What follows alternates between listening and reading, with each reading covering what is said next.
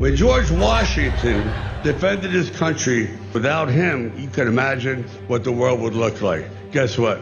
We got the second George Washington. Congratulations!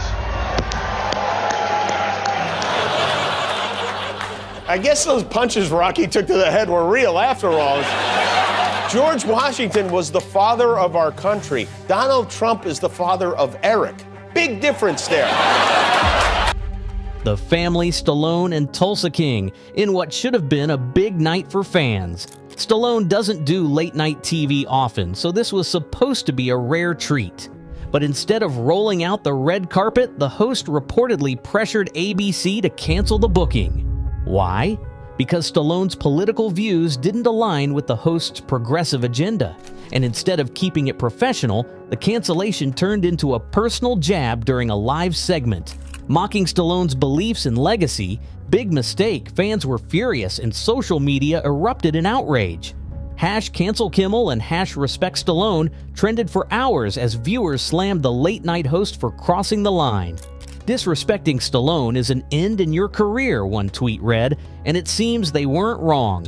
Clips of the segment spread like wildfire, with users calling out the comments as mean-spirited and everything wrong with Hollywood today. Stallone, known for embodying resilience and respect, stood as a stark contrast to the host's petty antics. This wasn't just a misstep for late-night TV, it was a self-inflicted PR disaster. ABC executives quickly realized they'd lit a fire they couldn't contain. Ratings for Jimmy Kimmel Live plummeted, pushing an already struggling show closer to irrelevance. In desperation, the network reached out to Stallone with an apology and promises of complete creative freedom if he'd come back. But Stallone wasn't interested. To him, the apology felt hollow, more about saving face than showing genuine remorse. Fans backed him up, calling the network's attempts too little, too late. And that's where the cracks in the legacy media system really started to show. The failed attempt to take down Stallone highlighted a bigger problem. Late-night TV is out of touch with its audience.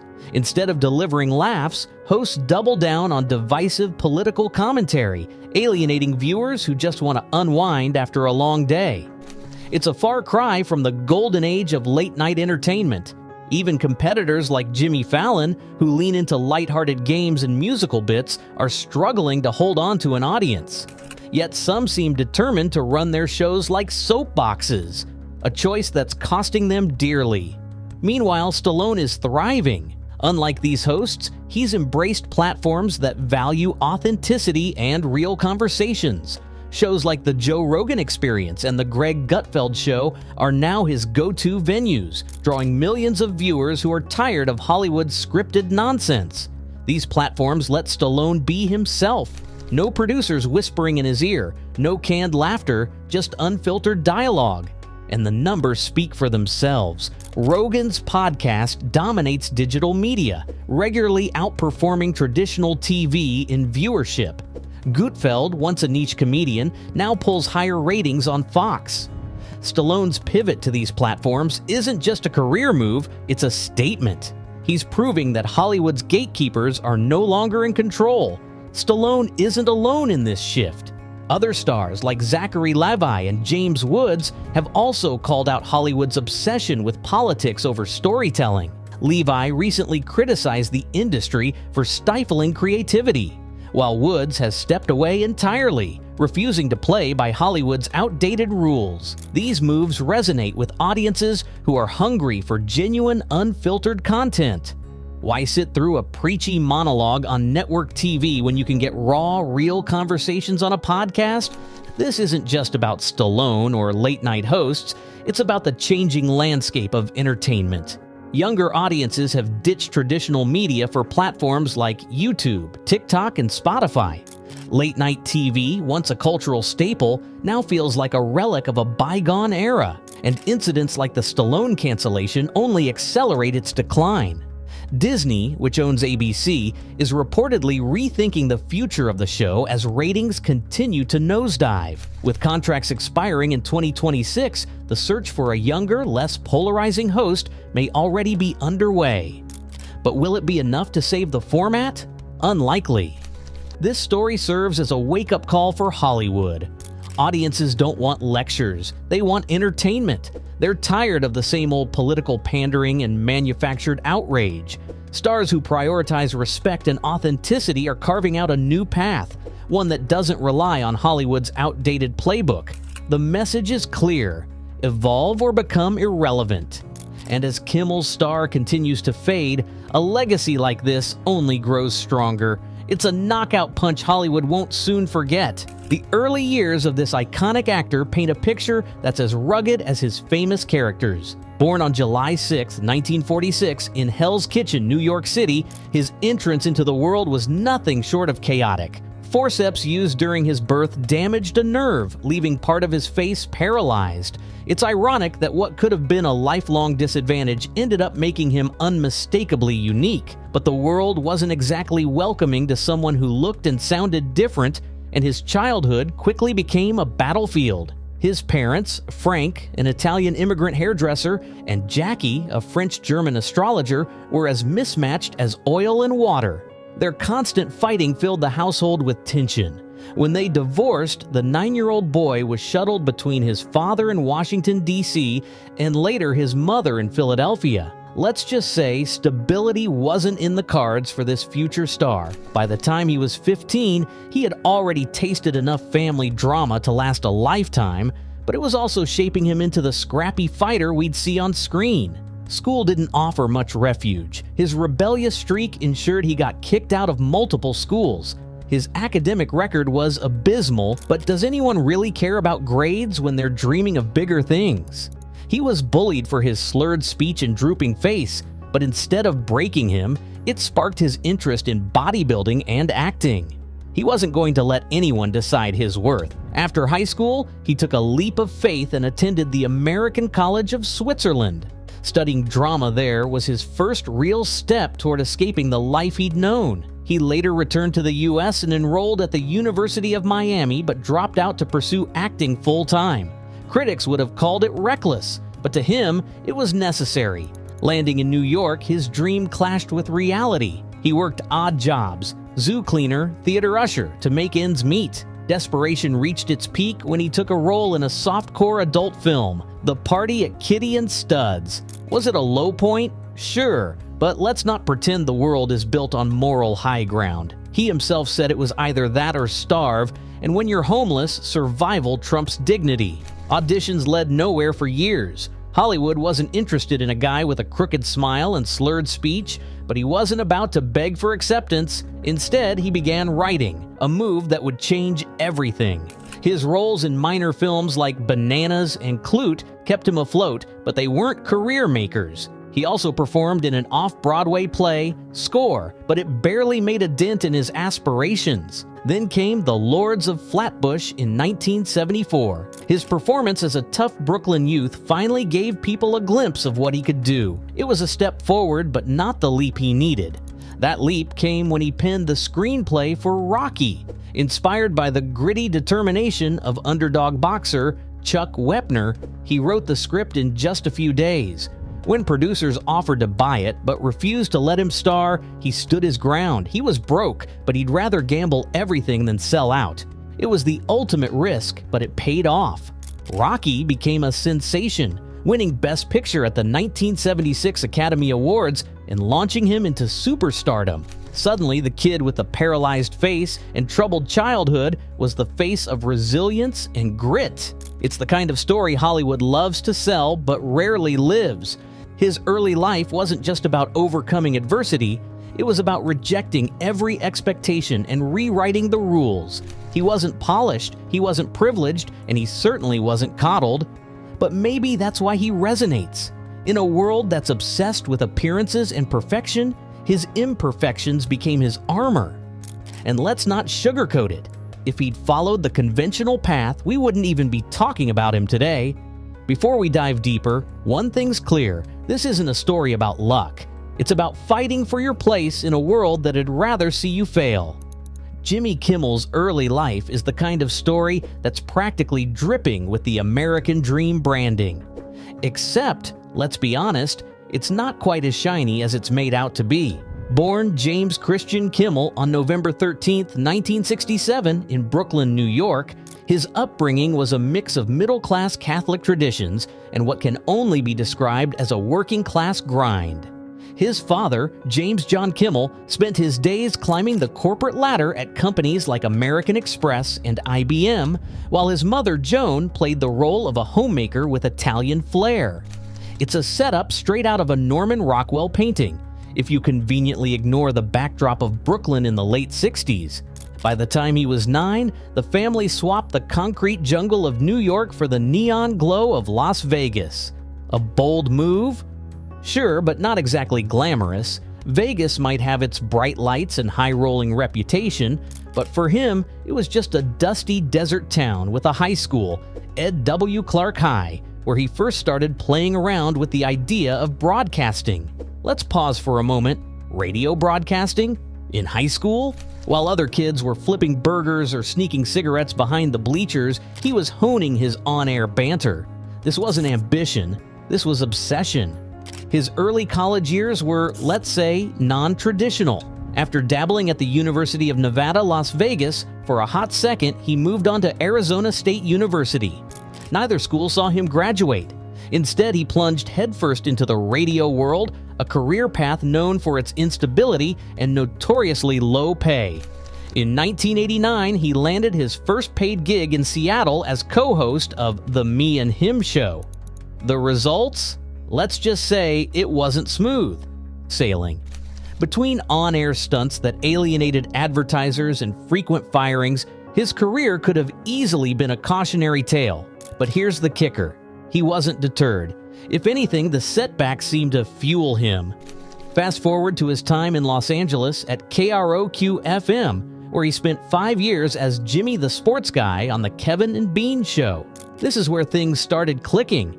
It wasn't because he had magically become less controversial or more polished. Quite the opposite, actually. His brash humor and willingness to push boundaries made him stand out. It's also where he met Adam Carolla, the man who would become his longtime collaborator. Together, they created The Man Show, a testosterone-fueled carnival that reveled in politically incorrect antics. Let's not sugarcoat it. The show was crass, juvenile, and unapologetically offensive. But it worked. Why? Because in a pre-woke world, audiences were eating it up. Transitioning from radio to television, he co-hosted Win Ben Stein's Money, where his everyman demeanor contrasted sharply with Stein's stiff intellectualism. It was an odd pairing, but one that earned them a Daytime Emmy. By 2003, he had landed his own late-night show on ABC. Jimmy Kimmel Live didn't exactly hit the ground running. Critics panned it, ratings were mediocre, and its live format was scrapped after a year. But here's the thing about Kimmel. He's like a cockroach in the entertainment world. No matter how many times people tried to squash his career, he found a way to crawl back stronger. His success didn't come without its fair share of backlash. The Man Show alone could spark a Twitter meltdown in today's climate, with its segments like girls on trampolines and a general attitude that screamed, "Boys will be boys." Yet instead of crumbling under the weight of modern sensibilities, he doubled down. He's no stranger to using his platform to make waves, whether it's delivering tearful monologues about healthcare policy or taking aim at political figures. But let's call it what it is, a calculated evolution. His knack for reading the room has allowed him to stay relevant, even if it means pivoting from frat boy humor to heartfelt advocacy. His personal life is another chapter of reinvention. Kimmel's first marriage to Gina Maddie ended in divorce, but not before they had 2 kids, Catherine and Kevin. Then came his highly publicized relationship with comedian Sarah Silverman, which ended in 2009. By 2013, he'd tied the knot with Molly McNearney, a writer on his show. The couple's son, Billy, faced serious health issues at birth, prompting him to use his platform to advocate for children's health care. It's a narrative shift that's both touching and strategic. He isn't just a comedian, he's a storyteller, and his favorite story is the one where he beats the odds. Through it all, he has managed to straddle the line between entertainer and provocateur. His humor can be biting, his politics divisive, and his career a testament to the idea that sometimes persistence trumps talent. Whether you see him as a late-night hero or a relic of a less enlightened era, one thing's for sure: Jimmy Kimmel isn't going anywhere. And if you think his rise to fame was all luck and charm, well, you haven't been paying attention. Cancel culture has turned Hollywood into a battlefield where careers rise and fall overnight. It's not about justice or accountability anymore. It's about who screams the loudest on social media. Let's break down the celebrities who learned this the hard way and why their downfall might not be as simple as it looks. Is this accountability, or are we just enjoying the spectacle of tearing people down? Take Kevin Spacey, for instance. Once the golden boy of Hollywood with roles like American Beauty and House of Cards, his empire crumbled in 2017. Allegations of misconduct surfaced, and just like that, he was erased from the industry. The accusations were serious, no doubt, but the court of public opinion convicted him long before any legal proceedings could. How many other powerful figures skate by while the mob picks and chooses its targets? Ellen DeGeneres, the queen of Be Kind, faced her own reckoning in 2020. Reports of a toxic work environment on her show, including claims of harassment and discrimination, painted a very different picture from her bubbly on-screen persona. Ratings tanked, her show ended in 2022, and by 2024, she was done with Hollywood entirely. Was Ellen genuinely held accountable, or was she just another name added to the public's cancel list for sport? Then there's Armie Hammer, who saw his career disintegrate in 2021 after allegations of misconduct and disturbing messages.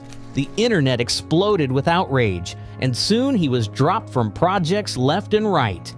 But here's the thing: the outrage machine doesn't stop to ask questions. It's all or nothing, guilty until proven innocent, and even if you're cleared, the stain rarely fades. Why does Hollywood's morality only kick in when there's a headline to chase? J.K. Rowling, one of the most influential authors of our time, became public enemy #1 in 2020 for her comments on gender identity. Fans burned her books, the internet exploded, and the Harry Potter franchise tried to distance itself from her. But let's not kid ourselves, Rowling's still raking in cash. Cancel culture's outrage is selective. It doesn't erase wealth or influence. It just makes it trendy to hate someone. How many of her critics bought her books before joining the mob? Dave Chappelle might be one of the few to push back against cancel culture after his 2021 Netflix special. Jokes about the transgender community brought protests and calls to cancel his career, yet he's still standing, still selling out shows, and still challenging what we're allowed to laugh at. Comedy has always pushed boundaries, so why is it suddenly off limits? Is cancel culture silencing voices? Or are we just afraid of being uncomfortable? Chrissy Teigen is another fascinating case. In 2021, old social media posts revealing her as a cyberbully came to light. Brands dropped her, and she took a step back from the spotlight. Sure, she apologized, but it felt more like damage control than genuine remorse. Public redemption seems to depend more on optics than sincerity. Is cancel culture creating better people or just better PR strategies? Jonathan Majors, a rising star with roles in Lovecraft Country and Marvel films, found himself under the microscope in 2023 after assault allegations. Studios dropped him faster than you can say due process. The accusations alone were enough to derail his career. Is this swift action a sign of progress, or are we skipping the part where evidence actually matters? Kanye West, or Ye as he now goes by, is no stranger to controversy. In 2022, his anti-Semitic remarks caused a firestorm, ending partnerships and tarnishing his reputation. Kanye's always walked a fine line between genius and disaster, but this time the fallout was severe. Yet he's still here, proving that some stars are too big to fully cancel. How much of cancel culture is about justice, and how much is about spectacle? At its core, cancel culture thrives on outrage and clicks. It's less about holding people accountable and more about feeding a cycle of public shaming. Some careers bounce back, others don't. The inconsistency is staggering, and the motives often feel less about justice and more about entertainment. Are we really building a better society or just enjoying the takedown? Did Sylvester Stallone's takedown of Jimmy Kimmel go too far, or was it exactly what Hollywood needed? Share your thoughts and remember to like and subscribe for more.